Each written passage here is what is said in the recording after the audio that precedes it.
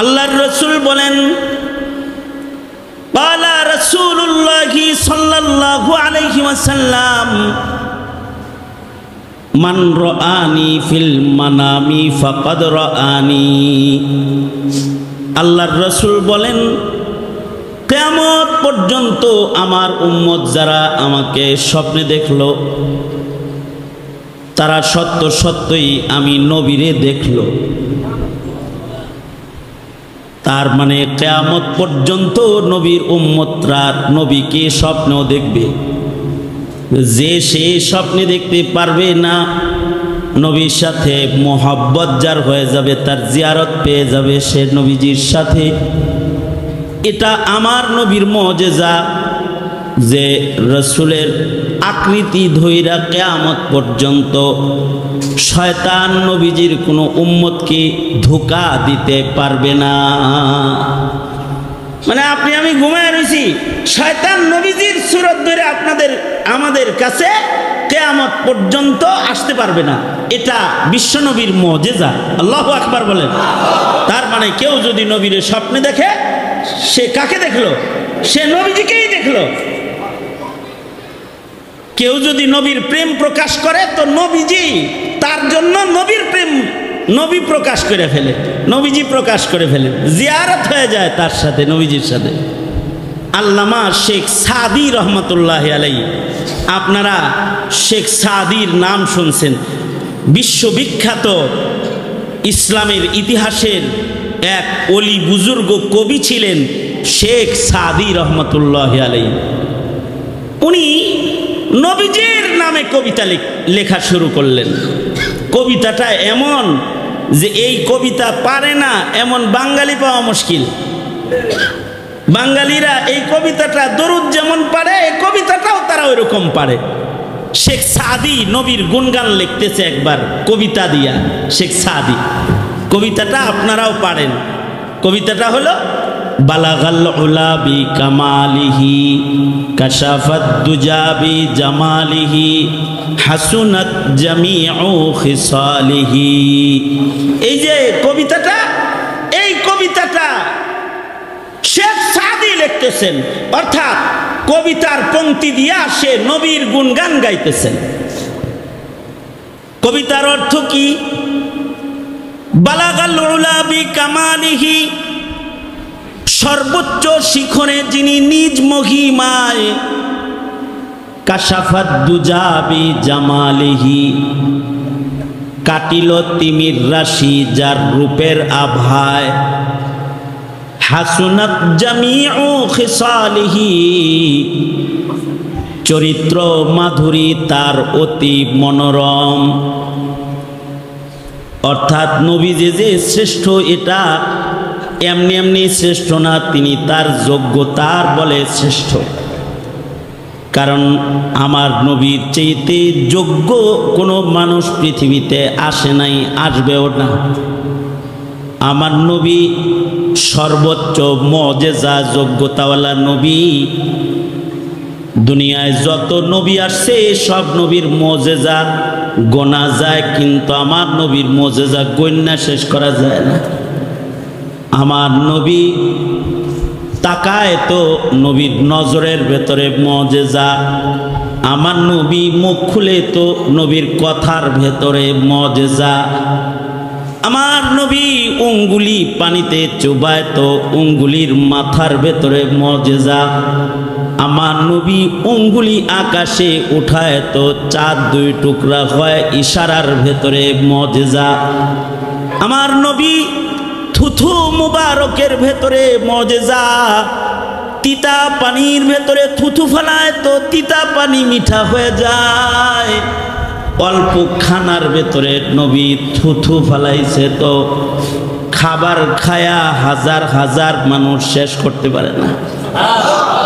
আমার নবীর মুখের লালার ভেতরে মুজিজা, আমার নবীর কদমের ভেতরে মুজিজা, আমার নবীর হাজারো মুজিজা, যে সব নবীর মুজিজা গোনা যায়, কিন্তু আমার নবীর যোগ্যতা কামাল মুজিজা গোনা শেষ করা যায় না। আল্লাহর রাসূলের মুজিজার সংযা হলো নবীদের যোগ্যতা। নবীজির সবচেয়ে বড় মুজিজা হলো কোরআনে কারীমের মুজিজা। পৃথিবীর কোন নবীর কিতাব দুনিয়াতে নাই, কিন্তু আমার নবীর মুজিজার কিতাব কোরআন এই মাদ্রাসা মদিনাতুল উলুম, না মদিনাতুল উলুমের ছাত্রদের বুকের ভিতরেও আছে। আল্লাহু আকবার কাবীরা। পৃথিবীর কোন নবীর মুজিজা কিতাব পৃথিবীতে বিদ্যমান নাই, হারায় গেছে, কিন্তু আমার নবীর মুজিজা আছে, থাকবে, কিয়ামত পর্যন্ত থাকবে নবীজির মুজিজা। পৃথিবীর অন্যান্য নবীদের ঊর্ধ্বগমন হয় নাই, আমার নবীর নবুয়ত যেহেতু শুধু জমিনে না আসমানেও, আমার নবী যেহেতু আরশের নবী, নবীজি আরশে আজিম পর্যন্ত গেছেন, আল্লাহু আকবার, উপরে আরশ পর্যন্ত গেছেন নবীজি, আল্লাহর সাথে দিদার করেছেন। পৃথিবীর কোন নবী আসমানের উপরে এরকম আকাশ পর্যন্ত আরশ পর্যন্ত যায় না, কিন্তু আমার নবীর মুজিজা এটা, এই জমিন থেকে আরশে চলে গেছেন, সফর হয়েছে। সফরটা করাইছেন কে? আওয়াজ করে বলেন, আওয়াজ করে বলেন, কে করাইছেন? এই সফরটা নবীজিকে কে করাইলো? আল্লাহ করাইলো। এই মর্যাদা আমাদের নবীকে আল্লাহ দান করেছে। আল্লাহ বলেন যে আল্লাহ নিজে তার বান্দাকে সফর করাইছেন। আল্লাহ বলেন অযোগ্যতা বলতে আমার নাই, আমি সকল অযোগ্যতা দোষ ত্রুটি থেকে পুত পবিত্র, আমি আমার বান্দাকে সফর করাইছি। সুবহানাল্লাযী আসরা বিআবদিহি লাইলাম মিনাল মাসজিদিল হারামি ইলাল মাসজিদিল আকসা। আল্লাহর রাসূলকে আল্লাহ তাআলা ওই আকাশ পর্যন্ত নিয়েছেন। এগুলো তো বড় মুজিজা, ছোট মুজিজার তো নবীর অভাব নাই। নবীর যোগ্যতা এত, নবী যে সব নবীরও নবী, আমার নবী যে শ্রেষ্ঠ নবী এমনিই না, যোগ্যতার বলে তিনি সর্বোচ্চ। বালাগাল উলা বি কামালিহি, তার যোগ্যতায় তিনি উঁচু। কারণ তিনি তো এমন যে তার জন্য গাছ প্রেম প্রকাশ করে, তার জন্য গাছের ছায়া প্রেম প্রকাশ করে, তার জন্য সূর্য পাগল, তার জন্য চন্দ্র পাগল, তার জন্য পানি তার প্রেমিক, তার জন্য মাখলুকাত চতুষ্পদ জন্তু তার প্রেমে পড়ে গেছে, গাছপালা তরুলতাও তার প্রেমে পড়ে গেছে। আল্লাহু আকবার বলেন। কিন্তু ব্যর্থ আমরা যে আমরা নবী প্রেমিক হইতে পারিনি, এটা সে নবীর যোগ্যতা যে নবীর প্রেমে বাতাসও নবীর প্রেমে পড়ে, ছায়াও নবীজির প্রেমে পড়ে। বুখারী শরীফ থেকে বলতেছি, ঠাকুরমার ঝুরির গল্প বলতেছি না, বুখারী থেকে বলতেছি। আল্লাহর রসুলকে ছায়া ইস্তেকবাল প্রদান করে, অর্থাৎ গাছের ছায়া নবীরে আগায় আনতে যায়। আল্লাহু আকবার। গাছের ছায়া নবীরে আগাইতে যায়। আল্লাহর রসুল সাল্লাল্লাহু আলাইহি ওয়াসাল্লাম তখন ছোট। নবীজি নবীর চাচার সাথে বাণিজ্যিক সফরে গেলেন। চাচা বাণিজ্যিক সফরের লোকজন নিয়ে, মাল সামানা নিয়ে চলতি পথে শহরের কাছাকাছি গিয়ে এক চৌরাস্তায় গাছের ছায়ার নিচে কাফেলার লোকদেরকে নিয়ে বসলেন। আল্লাহর রসুলের তো আদব বেশি, নবীজিকে তো আল্লাহ তাআলা এক খিসাল দান করেছেন, চরিত্র মাধুরী দান করেছেন, খুলুক আযীম দান করেছেন। ছায়ার ভিতরে আল্লাহর নবী, এই আমার কথা শুনেন, ওনারাও কোন আমার কথা শুনতে, কিছু সময় আমার কথা শুনেন, আমি আপনার নবীর কথা শোনাইতেছি আপনাকে। আল্লাহর রাসূল সাল্লাল্লাহু আলাইহি ওয়াসাল্লামের কথা শোনাইতেছি।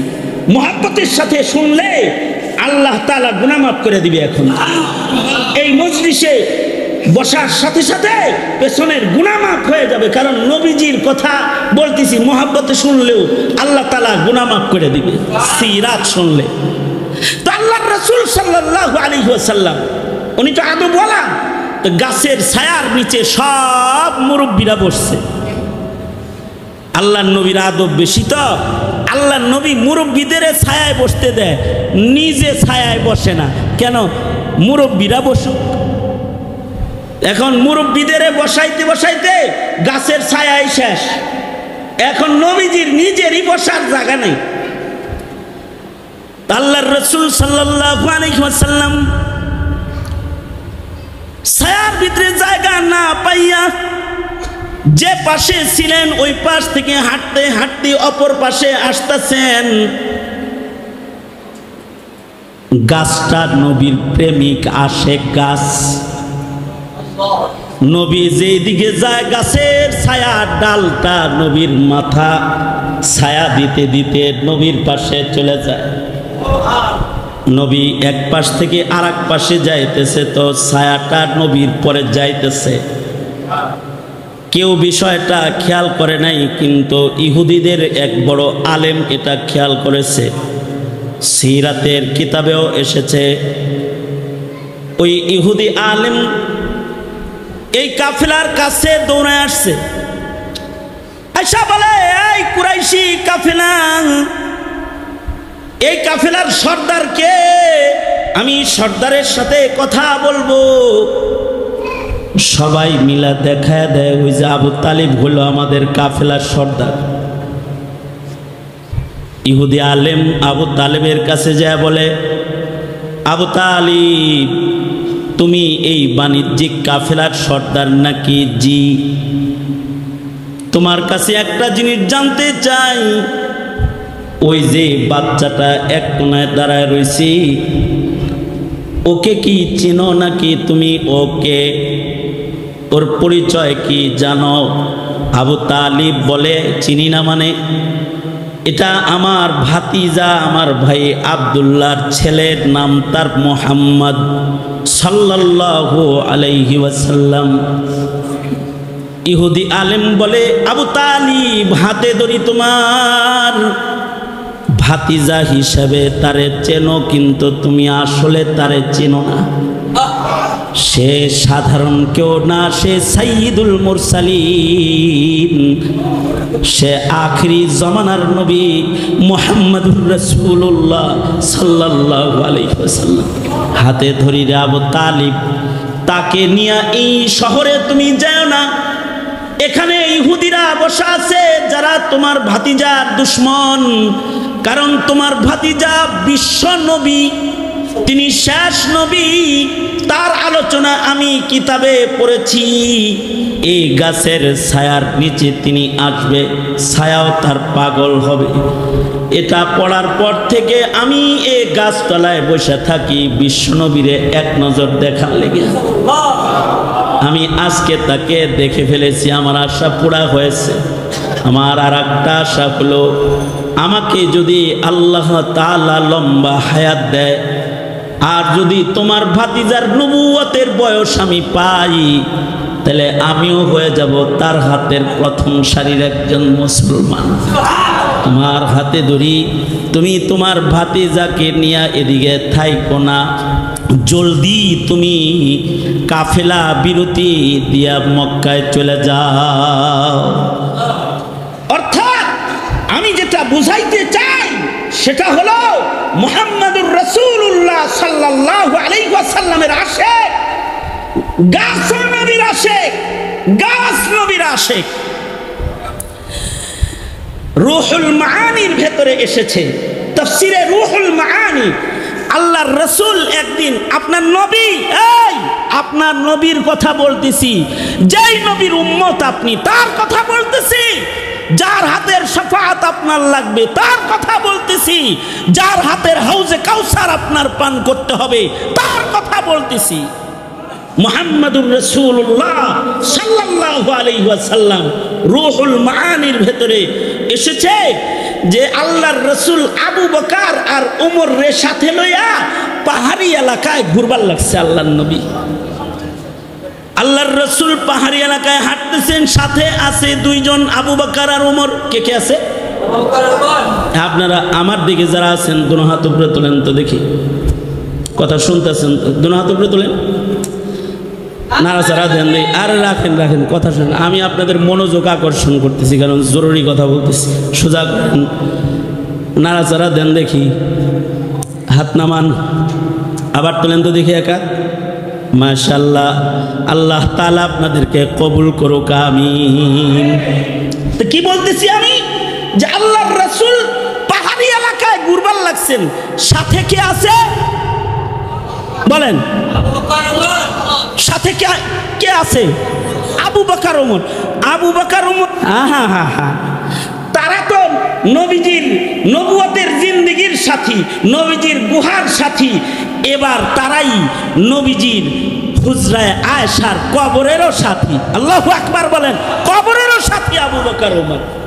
আর ময়দানে মাহশারে নবীজির ডান বাম পাশে এরাই থাকবে, নবীজির সাথে হাসরে দাঁড়াবে আবু বকর ওমর। আবু বকর ওমর শেখাইন। আবু বকর আর উমরের মর্যাদা এই উম্মতের মুসলমানদের ভেতরে আবু বকরের মর্যাদা, উমরের মর্যাদা সর্বোচ্চ। সর্বোচ্চ মুসলমান আবু বকর, সর্বোচ্চ মুসলমান আবু বকরের পরেই হলেন হযরত উমর। নবীজির সাথী রাদিয়াল্লাহু আনহুমা, দুজন বরজখে নবীজির সাথে, কবরেও নবীর সাথে আছে। আজও যদি কেউ নবীর রওজায় যায়, তাইলে নবীরে সালাম দেওয়ার পাশাপাশি আবু বকরেও সালাম দিতে হয়, উমরেও সালাম দিতে হয়। আল্লাহু আকবার, কি খুশকিসমত! আবু বকরকেও সালাম দিতে হয়, উমরকেও সালাম দিতে হয়। আশ্চর্য বিষয় হলো, যারা রাসূলকে সালাম দেয়, আবু বকর উমরকে দেয় না, তাদের উপরে আল্লাহর রাসূল নারাজ হয়ে যায়, তাদের উপরে আল্লাহও নারাজ হয়ে যায়, আল্লাহ তাদের উপরে নারাজ হয়ে যায়। এই আবু বকর আর উমর নবীজির সাথে আছেন। পাহাড়ি অঞ্চল দিয়ে আল্লাহর রাসূল আবু বকর উমরকে সাথে নিয়ে ঘুরতেছেন। সুবহানাল্লাহ বলার লেগে রেডি হন। সুবহানাল্লাহ বলার কথাটা কইয়া লই, তারপরে খেয়াল করে শুনলে সুবহানাল্লাহটা বাইরে হইব। আবু বকর উমর নবীর সাথে ঘুরতেছেন, আর হঠাৎ করে আবু বকর উমর কানে শুনে কোত্থেকে যেন আওয়াজ আসতেছে, আসসালাতু ওয়াসসালামু আলাইকা আইয়ুহান নবী। এ আওয়াজ আসতেছে। অদৃশ্য ফাঁকা জায়গা, কোনো মানুষ নাই, পাথর পাহাড়ের এরিয়া, কিন্তু চতুর্দিক থেকে আওয়াজ আসতেছে, আসসালাতু ওয়াসসালামু আলাইকা আইয়ুহান নবী। ওগো নবী, আপনার উপরে সালাত ও সালাম। এই আওয়াজ আসতেছে, ওগো নবী, আপনার উপরে সালাত ও সালাম।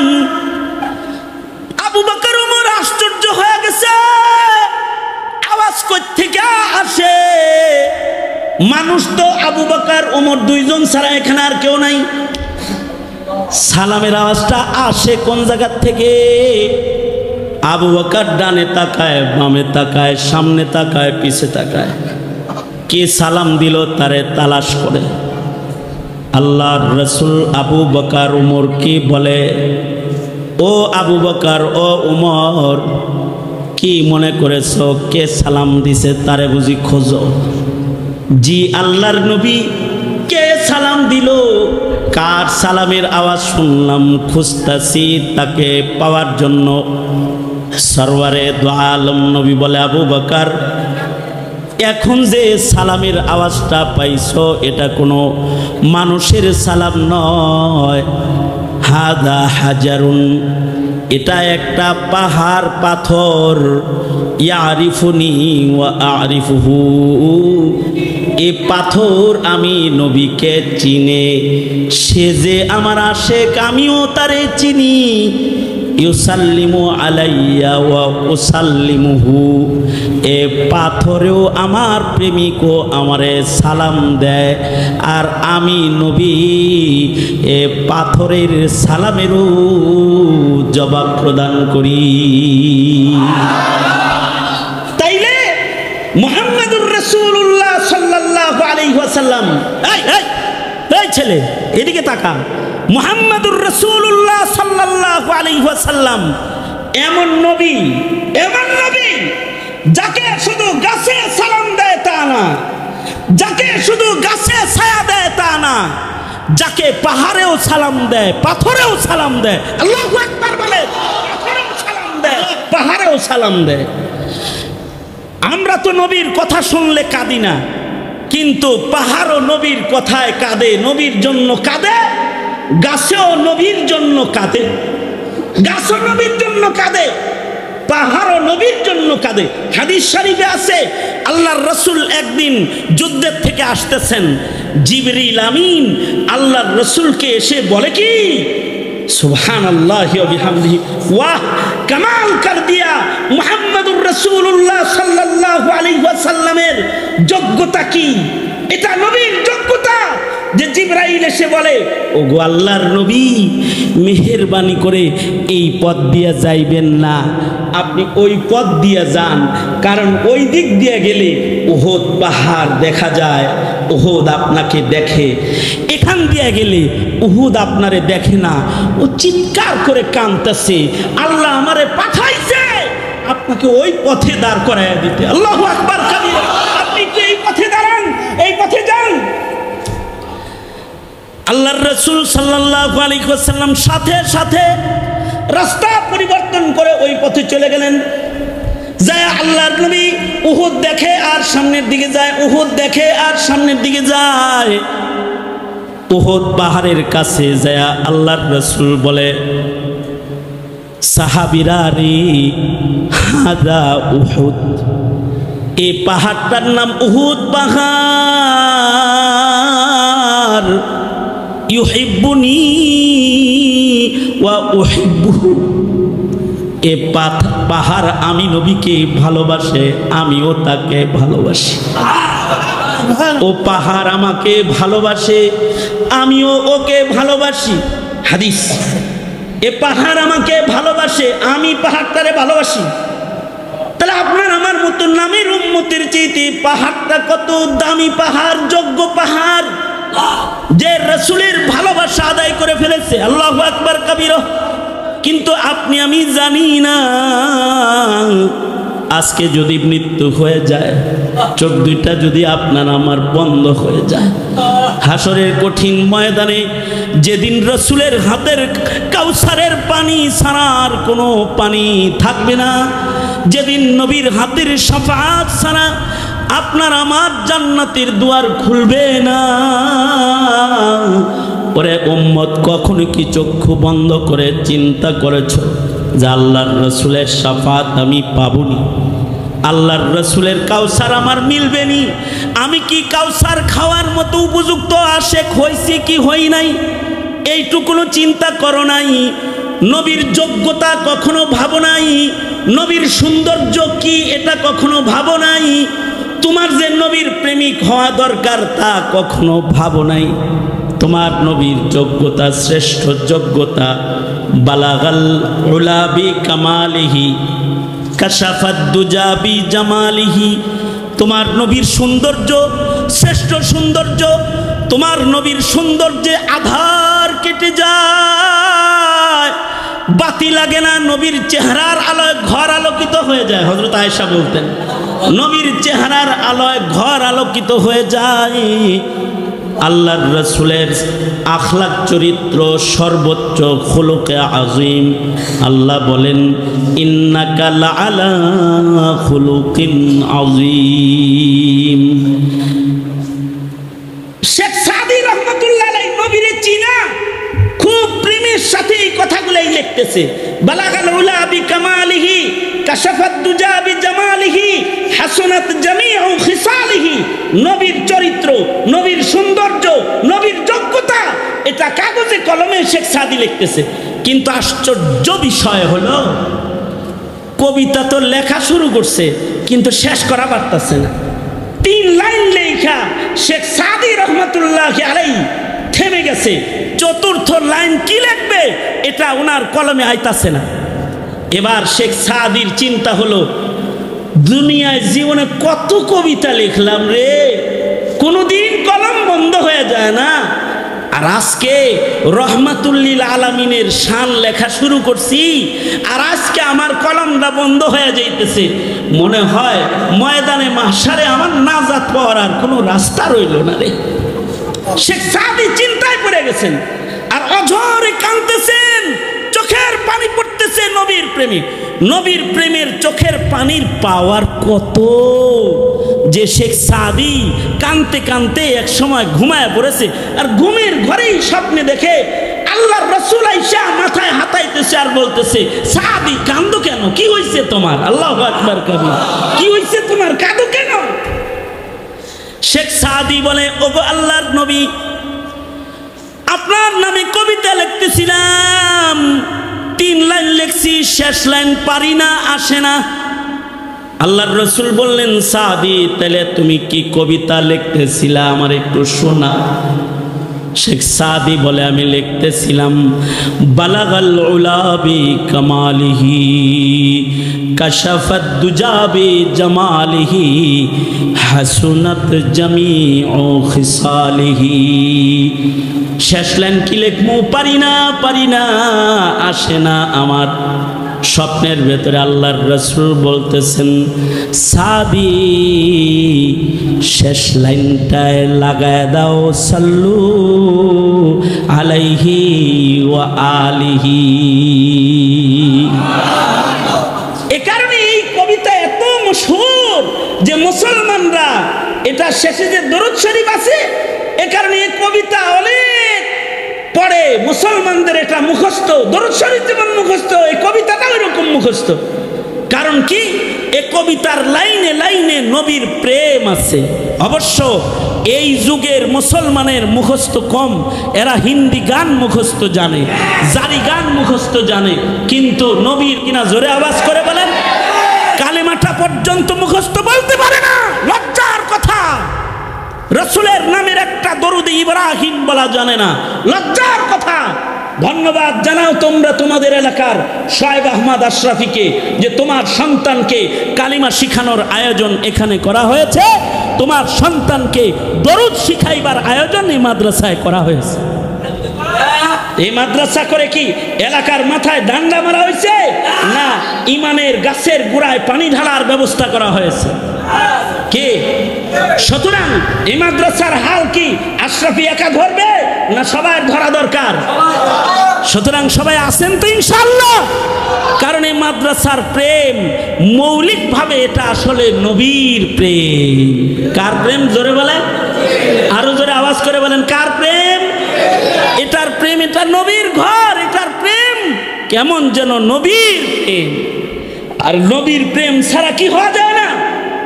ইমানদার হওয়া যায় না। সুতরাং এই গরমের ভেতরে আসছেন, আপনাদেরকে আটকায় রাখা বিরক্তির কারণ হতে চাই না।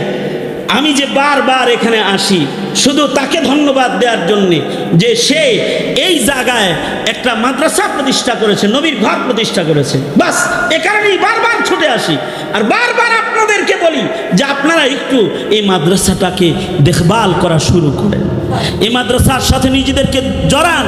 বেজোড়ার ওই ভাই করে আমি ধন্যবাদ জানাই, দূর থেকেও তারা চায় যে একটা নবীর ঘর এই জায়গায় জ্বল্লা উঠুক, এই জায়গা আলোকিত করুক, এটা তারা চায়। এই কি বলে মাধবপুরের ব্যবসায়ীরা এখানে আসা যাওয়া করে, ওই খড়কি এলাকার লোকেরা এখানে আসা যাওয়া করে, ওলামা হজরতরা আসে যায়।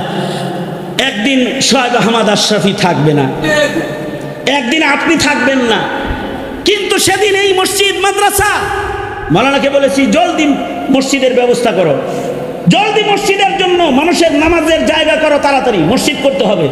এই মসজিদ মাদ্রাসা কিয়ামত পর্যন্ত দাঁড়ায় থাকবে আর এই এলাকাবাসীকে আলো প্রদান করবে। ঠিক কিনা? ঠিক কিনা? যারা আওয়াজ করে বলেন।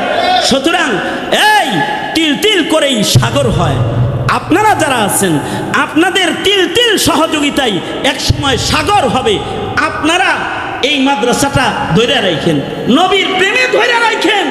নবীর প্রেম যদি গাছে প্রকাশ করতে পারে, নবীর প্রেম যদি ছায়ায় প্রকাশ করতে পারে, নবীর প্রেম যদি পাথর প্রকাশ করতে পারে, তাহলে নবীর প্রেমিক হইয়া আপনি নবীর ঘরটাকে ধরে রাখতে পারবেন না? আমরা পারবো না? কি বলেন, পারবো না ইনশাআল্লাহ? আল্লাহ আমাদের কবুল আর মঞ্জুর করুক। আওয়াজ করে বলেন আমিন।